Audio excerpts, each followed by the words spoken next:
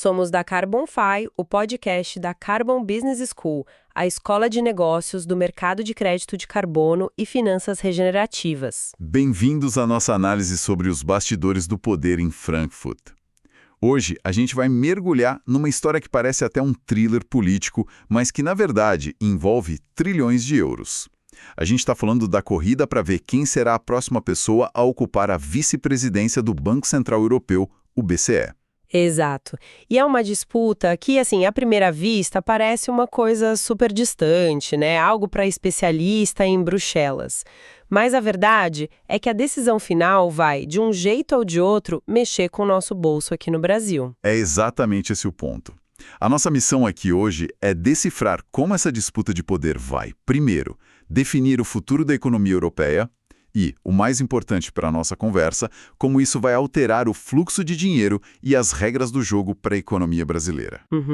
O mandato do atual vice, o espanhol Luís de Guindos, só acaba em maio de 2026. Mas olha, os telefones em Berlim, Paris e Madrid não param de tocar. A pergunta que não quer calar é: por que todo esse drama pela cadeira de número 2? Porque essa não é uma simples troca de executivo. Pensa nisso como o primeiro ato da peça que vai definir a era pós-Lagarde.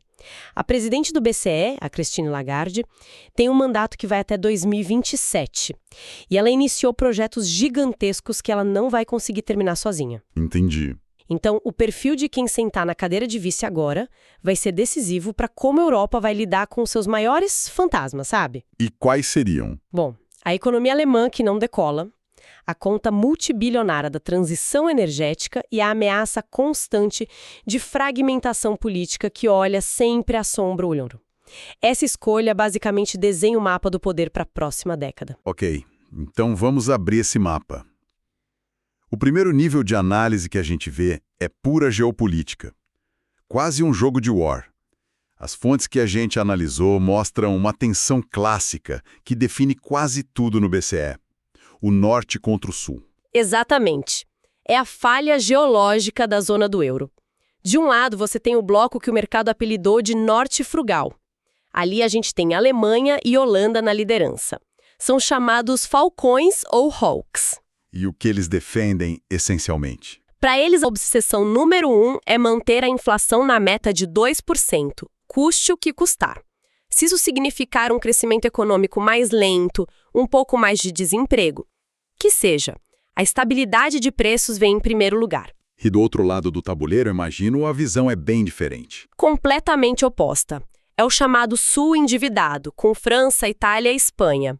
São as pombas, ou dolls. Certo. A prioridade deles é o crescimento, é o emprego. Eles até aceitam a importância de controlar a inflação, claro, mas argumentam que uma política de juros muito apertada pode sufocar a economia, pode criar uma crise social. Eles topam uma inflação um pouco mais alta, então. Exato. Eles estão dispostos a tolerar uma inflação um pouquinho maior por um tempo, se isso garantir que a economia continue girando. É a velha briga entre rigor fiscal e estímulo econômico. Mas como essa dinâmica se encaixa na escolha específica do vice-presidente? Então, a tradição no BCE sempre foi a da busca por equilíbrio. A presidente, Christine Lagarde, é francesa, claramente uma pomba, né? Então, por uma regra não escrita, o posto de vice deveria ir para um falcão para ser um contrapeso. O problema é que a geopolítica está falando mais alto que a tradição.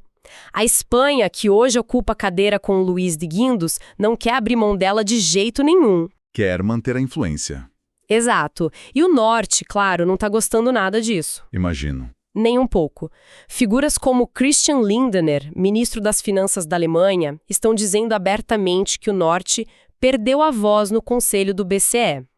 Eles sentem que as decisões estão muito enviesadas para a visão das pombas e querem um nome de peso, um falcão legítimo para reequilibrar o jogo. A briga vai além da técnica, então. Muito além. É sobre poder soberano. É a Alemanha dizendo, olha, nós somos o motor da Europa.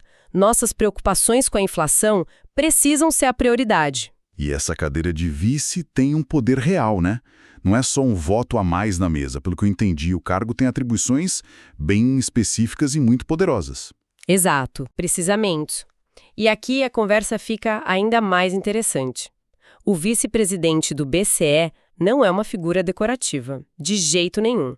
Ele supervisiona diretamente a estabilidade financeira de toda a zona do euro. O que isso quer dizer na prática? Quer dizer que ele é o chefe da supervisão de todos os grandes bancos europeus. Uau! O que, no cenário atual, é uma posição extremamente delicada. Delicadíssima. Pensa nos riscos que estão na mesa agora. Os bancos europeus têm uma exposição gigantesca ao mercado imobiliário comercial, que está em crise em vários países. E, além disso, eles precisam provisionar bilhões de euros para financiar a transição verde, o que gera um risco totalmente novo. Entendi. Ter um aliado na cadeira que define as regras de capital e de supervisão bancária é uma questão de segurança nacional para cada país. É por isso que a briga é tão feia. Isso leva a cadeira. Mas pelo que eu li nas fontes, existe uma camada mais profunda aqui. Uma batalha de ideias sobre o que o euro deveria ser no futuro. Exato. Superada a geografia, a gente entra na ideologia. O próximo vice vai herdar a missão de executar 2 projetos que a Lagarde começou e que são, para dizer o mínimo, revolucionários e polêmicos. E o primeiro, que sempre gera muita discussão, é o euro digital. A ideia de criar uma moeda digital de Banco Central, uma CBDC, para todos os europeus. Um projeto que é um verdadeiro campo minado. Primeiro, tem uma resistência política brutal. Muitos países veem isso como uma perda de soberania e também há preocupações enormes com a privacidade, né? O Estado saberia exatamente onde cada centavo digital seu foi gasto. E tem o lobby dos bancos, que eu imagino que odeiem essa ideia. Existencial. Por quê? Porque, em teoria, ele permitiria que qualquer cidadão tivesse uma conta direto no Banco Central Europeu, pulando o sistema bancário tradicional. Acabaria com o negócio deles. Basicamente. Então, o novo vice-presidente vai precisar de uma força política, assim, descomunal para peitar esse lobby e fazer o projeto andar. Certo. E qual é o segundo projeto titânico que está nessa mesa? É o que o mercado chama de Green QEZ, ou Quantitative Easing Verde.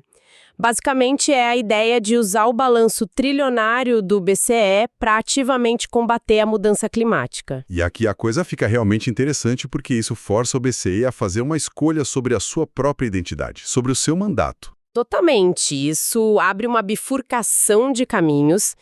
O BCE vai se tornar um ativista climático agressivo.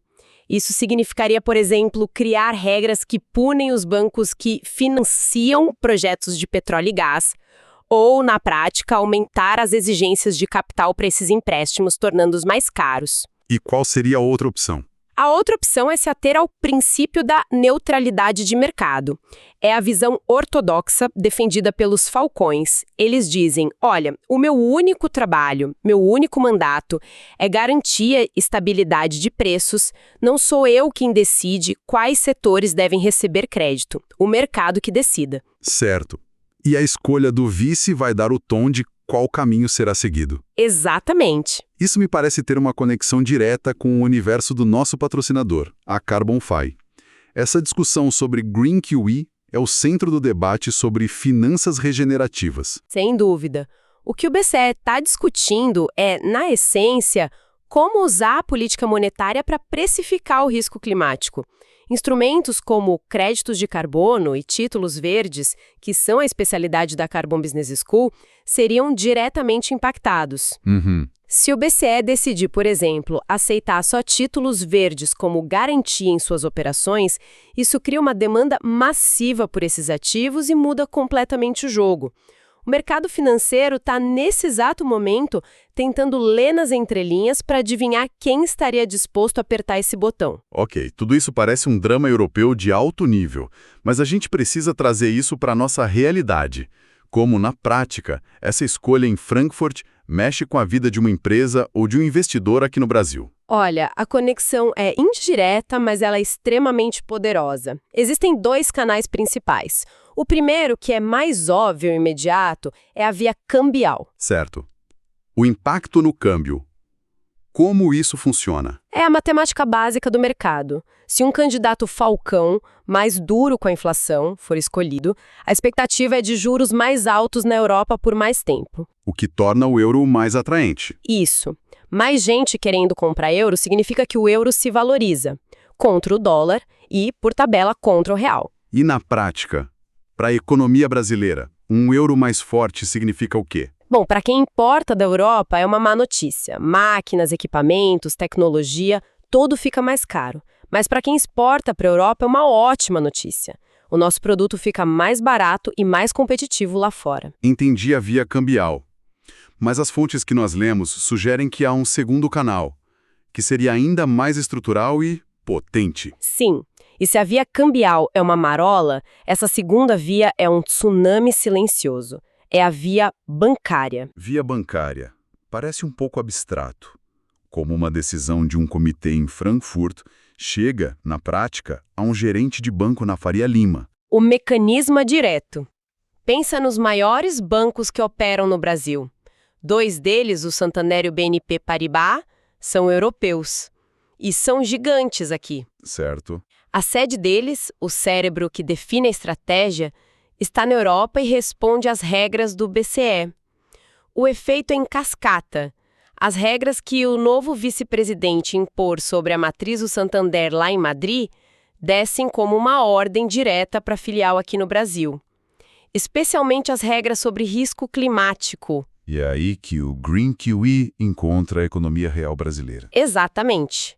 Vamos criar um cenário hipotético, mas bem realista. Pensa num grande produtor de soja no Mato Grosso. Ele precisa de um empréstimo todo ano para a safra. E ele sempre pegou esse crédito no Santander. Ok. Agora, imagina que o novo vice do BCE é um falcão verde, super agressivo na agenda climática. Ele impõe uma nova regra em Frankfurt que diz o seguinte: para cada euro emprestado a um negócio com alto risco de desmatamento, o banco precisa guardar mais capital como segurança. O que na prática torna esse tipo de empréstimo mais caro e menos interessante para o banco, certo? Muito menos interessante. Então, o nosso produtor de soja vai ao gerente em Cuiabá, como sempre fez, mas a resposta agora é diferente. O gerente diz: olha, as condições mudaram. A ordem de Madrid, que veio de Frankfurt, é que agora eu preciso de um certificado de desmatamento zero. E a taxa de juros vai ser maior. Nossa. O crédito de origem europeia para setores inteiros da nossa economia pode, da noite para o dia, ficar mais caro e mais restrito. Tudo por causa de uma decisão política em Frankfurt. É um poder regulatório com alcance global. O que a gente está vendo é que a corrida pela vice-presidência do BCE é muito mais do que uma nota de rodapé no jornal. É um termômetro que mede para onde a segunda maior economia do mundo está indo. Perfeito. A Europa está numa encruzilhada. Vai dobrar a aposta na integração, no euro digital e numa agenda verde, tentando liderar essa transformação. Ou, diante da guerra na Ucrânia e da competição global, vai recuar para um conservadorismo monetário focando só na inflação. A pessoa que ocupar essa cadeira será o primeiro grande sinal de qual caminho a Europa decidiu tomar. O que nos leva à nossa reflexão final.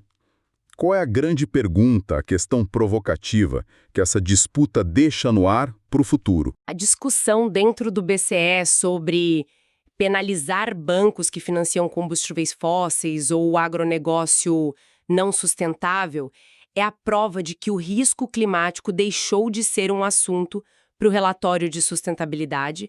Ele está sendo tratado agora como um risco financeiro sistêmico, no mesmo nível de um risco de calote.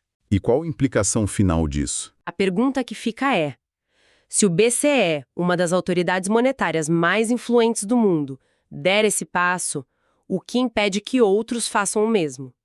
E se essa tendência se confirmar, se o acesso ao crédito global for cada vez mais condicionado por critérios climáticos, quais setores da economia brasileira saem ganhando e quais saem perdendo?